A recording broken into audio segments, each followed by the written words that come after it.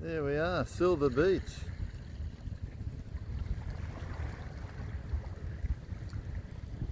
Here in Kurnell.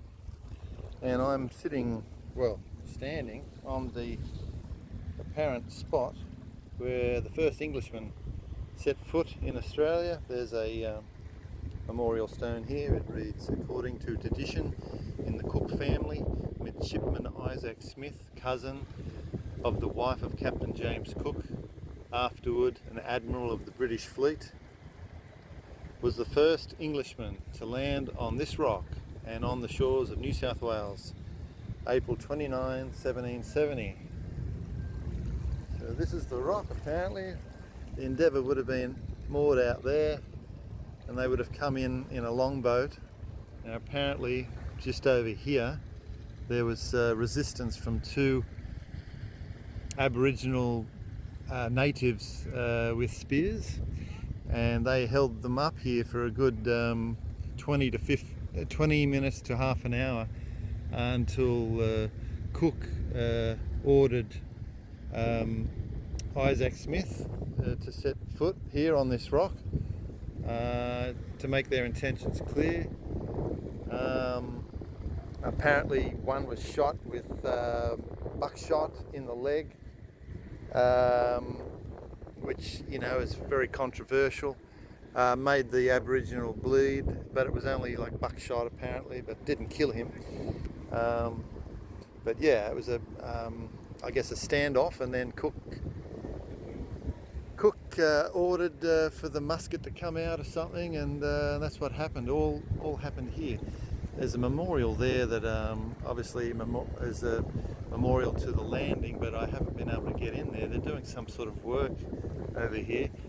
This structure here is some sort of commemorative artwork or something, commissioned just a few years back. But yeah, I mean, like, the crew would have been wandering up the beach here and towards the back and exploring up the back here. Extract from Captain Cook's journal, Saturday 28th April 1770.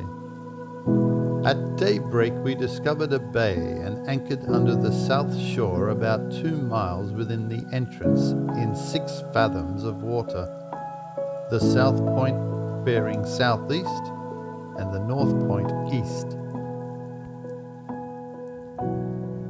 Well, I wondered what this thing was here, but it's obviously shaped like the hull of a ship or something. But just reading the first one here, it's as I was saying, quotes from Cook's journal. As we approached the shore, they all but made off except 2 men who seemed resolved to oppose our landing.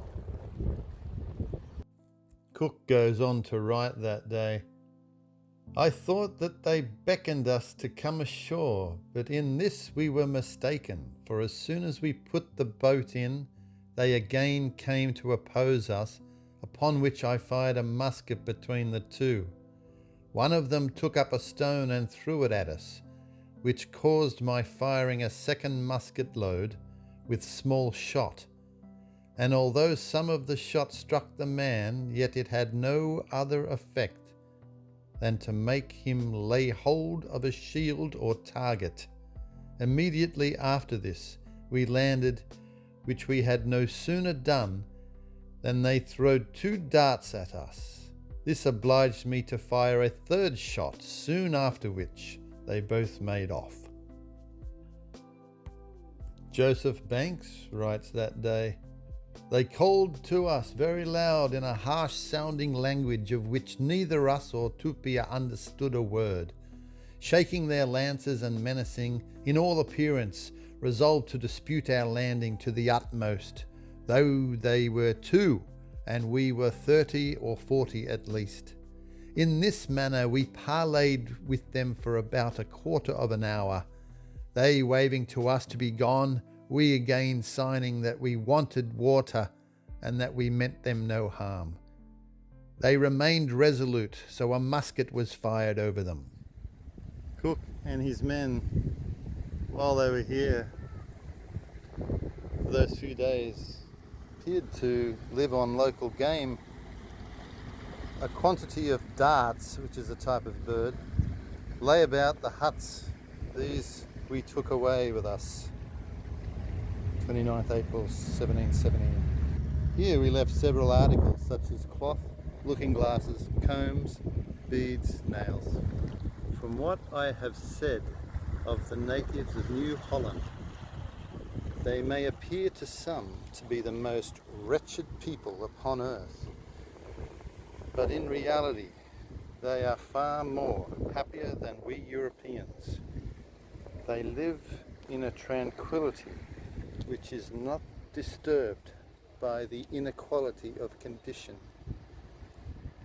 The earth and sea of their own accord furnishes them with all things necessary for life.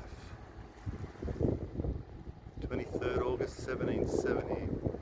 Well, this is the entrance to Botany Bay, and Cook would have been heading north along here and scouting this entrance to the bay in April 1770, and so that point right over there is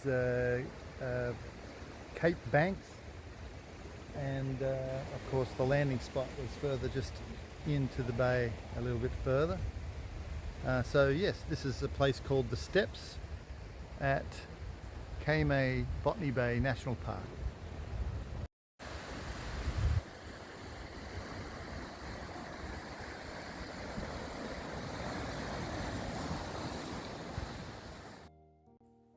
Here's a geographical illustration of Cook's journey on that day, heading north, going past Cape Solander.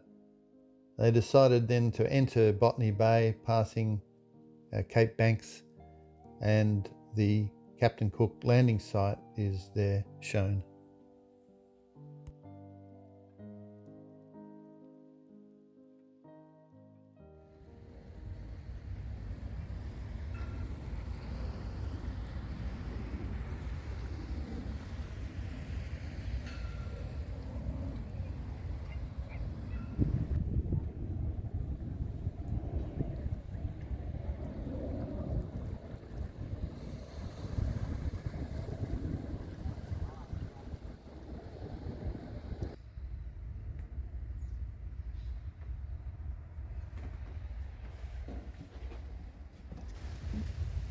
This is the burial site of Forby Sutherland, a 29-year-old seaman on the Endeavour who contracted tuberculosis near Cape Horn and never really shook it off. By the time they reached Botany Bay in April of 1770, he was on his last legs and didn't make it. I think he passed away either that day or the following day. So this is his actual burial site, and he is the first English person to pass away on Australian soil. So, Silver Beach, Kurnell, the landing spot of Lieutenant James Cook on April 29th, 1770.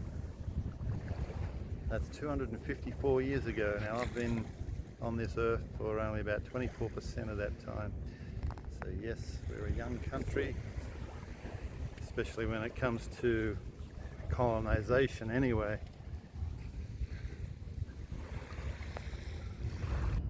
G'day mate.